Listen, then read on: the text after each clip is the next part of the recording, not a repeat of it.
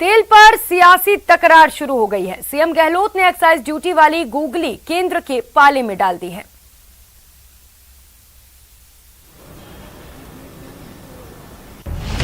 केंद्र के bumper gift पर सियासी तकरार। ज्यादा वैट कम करने से गहलोत सरकार का इनकार। महंगाई से जनता परेशान, वैट घटने से किसका कितना नुकसान।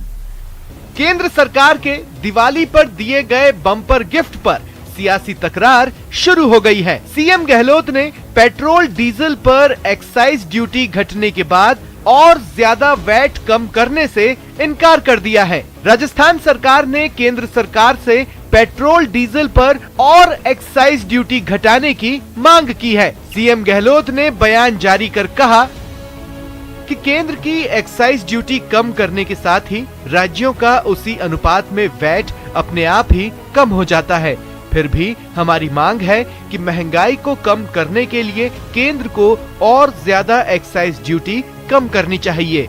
पेट्रोल पर 5 रुपए प्रति लीटर और डीजल पर 10 रुपए प्रति लीटर एक्साइज ड्यूटी कम करने से वैट की दर में पेट्रोल पर 1.8 रुपए प्रति लीटर और डीजल पर 2.6 रुपए प्रति लीटर की कमी होगी। इससे राज्य के वैट राजस्व में लगभग 1800 करोड़ सालाना का नुकसान होगा। सीएम गहलोत के मुताबिक प्रदेश के हर जिले में जिला प्रशासन, ऑयल कंपनियों और पेट्रोल पंपों के सहयोग से ये सुनिश्चित किया जाएगा कि पेट्रोल डीजल की दरों में कमी का लाभ सीधा आम जन को मिले। हम जानते हैं कि जितनी एक्साइज ड्यूटी केंद्र कम करेगा उसी के अनुपात में अपने आप ही कम होता है। गहलोत ने कहा, हम शुरू से ही केंद्र सरकार को एक्साइज ड्यूटी कम करने का आग्रह करते रहे हैं, जिससे आम जन को एक्साइज ड्यूटी और वैट में कमी का लाभ एक साथ मिल सके। मैं प्रधानमंत्री जी से आग्रह करूंगा कि एक्साइज ड्यूटी में और कमी करके महंगाई की मार झेल रही जनता को राहत दे। हमारी सरकार वैट राजस्व के नुकसान को जनहित में उठाने को तैयार है। एक्साइज ड्यूटी घटने के बाद भी पेट्रोल डीजल के दाम अभी भी आसमान पर है। लिहाजा सीएम गहलोत महंगाई के गंभीर मुद्दे को ठंडा पड़ने देना नहीं चाहते। गहलोत ने पेट्रोल डीजल पर और एक्साइज ड्यूटी कम करने की मांग कर गेंद केंद्र के पाले में डाल दी है। Bureau report, news 18 network. अगली खबर का रुख करेंगे। उपचुनाव के नतीजों ने कांग्रेस और बीजेपी को सियासी चुनौतियों के संकेत दे दिए हैं। कहा जा रहा है कि 2023 के रण में दोनों राष्ट्रीय दलों को कड़ी टक्कर मिलने जा रही है। एक रिपोर्ट देखिए।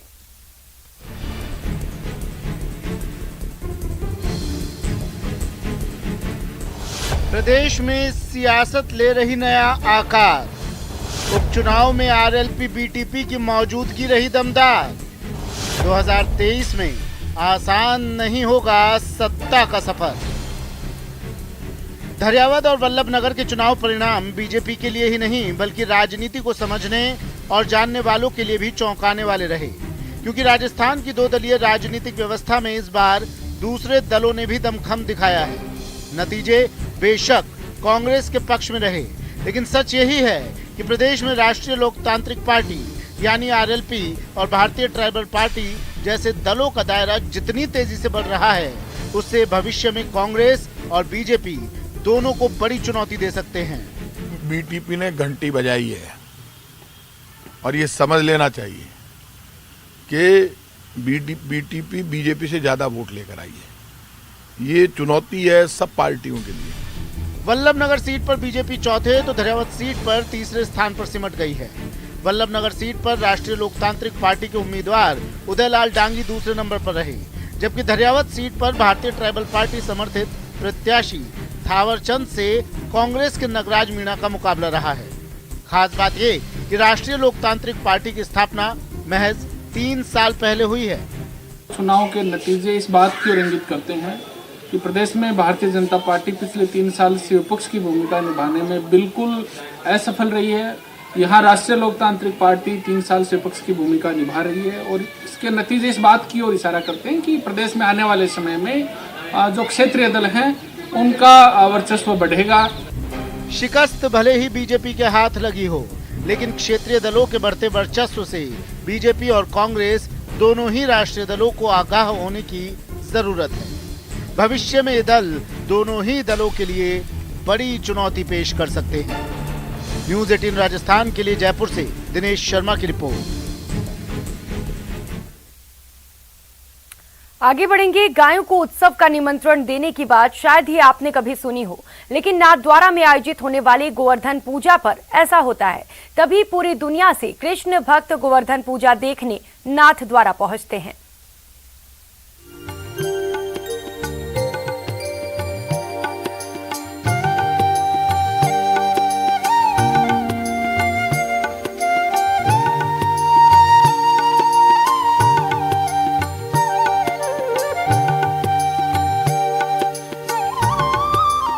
सुध बुध हर लेने वाली, लौकिक का अलौकिक से नाता जोड़ने वाली ये तस्वीरें राजसमंद की हैं। वैसे तो बाल गोपाल के देश में गौ माता की पूजा का विशेष महत्व है, इतना कि गायों को चलती फिरती देवालय तक कहा गया है। लेकिन प्रभु श्रीनाथ जी के मंदिर में गोवर्धन पूजा का विशेष महत्व है, जिसमें ग्वाल बाल गायों को रिझाते हैं। गौ माता भी ग्वाल बाल को अपनी संतान समझकर उनके साथ खेलती हैं। सैकड़ों लोगों की भीड़ के बीच होने वाले इस खेल में आज तक किसी को चोट नहीं लगी। जी हाँ, माना जाता है कि गौ माता सभी लोगों को संतान समझकर उनके साथ खेलती हैं, उन पर अपना आशीर्वाद बरसाती है।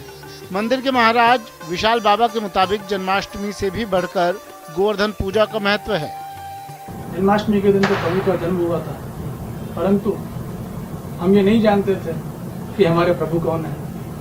हम ब्रजभक्त अन्याश्रय कर रहे थे, जो पुष्टि मार्ग में सबसे बड़ा दोष है।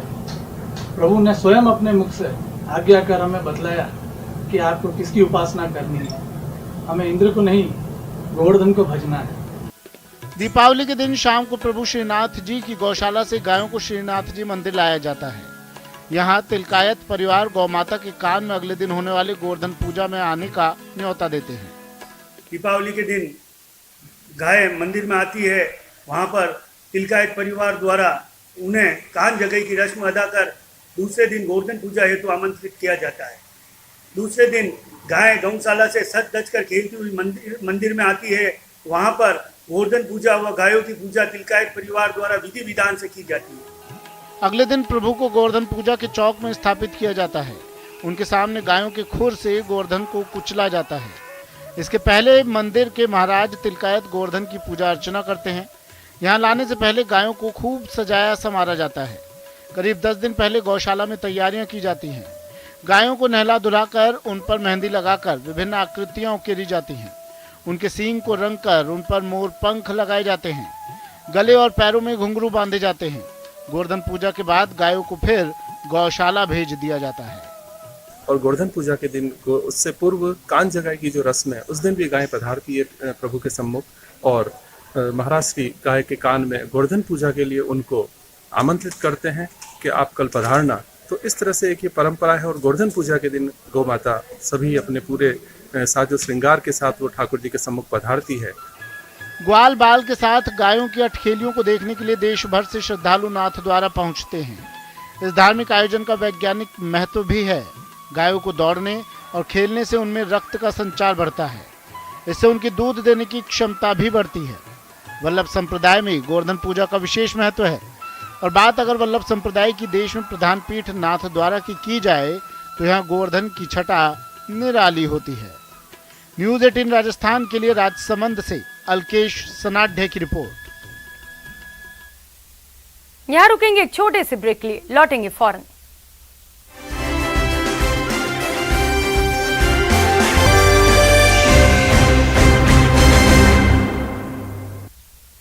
ब्रेक के बाद आप सभी का स्वागत है और अब एक नजर क्राइम टॉप 10 पर। बच्चे के साथ यौन शोषण मामले में भरतपुर कोर्ट ने आरोपी जज को 2 दिन की पुलिस रिमांड पर भेज दिया। पुलिस आरोपी जज से 6 नवंबर तक पूछताछ करेगी। बीकानेर पुलिस ने रीट में चप्पल में डिवाइस लगाकर नकल करवाने वाली गैंग का खुलासा किया और मुख्य सरगना तुलछाराम कालेर को जयपुर से गिरफ्तार किया। 2 महीने से फरार नाबालिग लड़की को दौसा पुलिस ने दिल्ली से दस्तयाब किया। साथ ही एक आरोपी को भी गिरफ्तार किया और पॉक्सो एक्ट के तहत मामला दर्ज किया। नाबालिग से अवैध संबंध बनाने का दबाव बनाने वाले एक शख्स को पॉक्सो एक्ट के तहत दौसा पुलिस ने गिरफ्तार किया। आरोपी फर्जी फेसबुक आईडी से पीड़िता के नाम का अश्लील वीडियो वायरल किया था।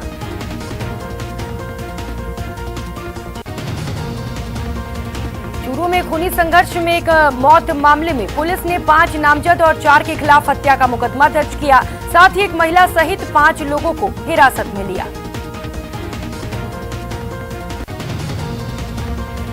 कोटा के ग्रामीण इलाके में अवैध जुए और सट्टे के खिलाफ पुलिस ने कार्रवाई की और 16 आरोपियों को गिरफ्तार किया।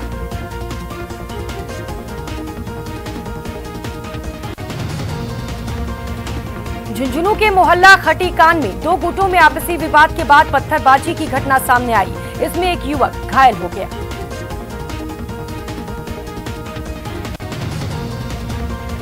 झुंझुनू के चिड़ावा में एक चोर लोगों के हत्थे चढ़ गया, जिसके बाद लोगों ने जमकर चोर की पिटाई कर दी। सूचना पर पहुंची पुलिस चोर को थाने लाई, जहां मामले की जांच जारी है।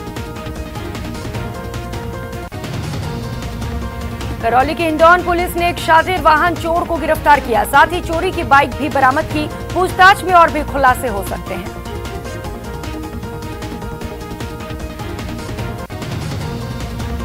बीकानेर में बेखौफ चोरों ने एक घर के आगे खड़ी कार को निशाना बनाया और कार का टायर चोरी कर फरार हो गए। चोरी की वारदात सीसीटीवी कैमरे में कैद हो गई।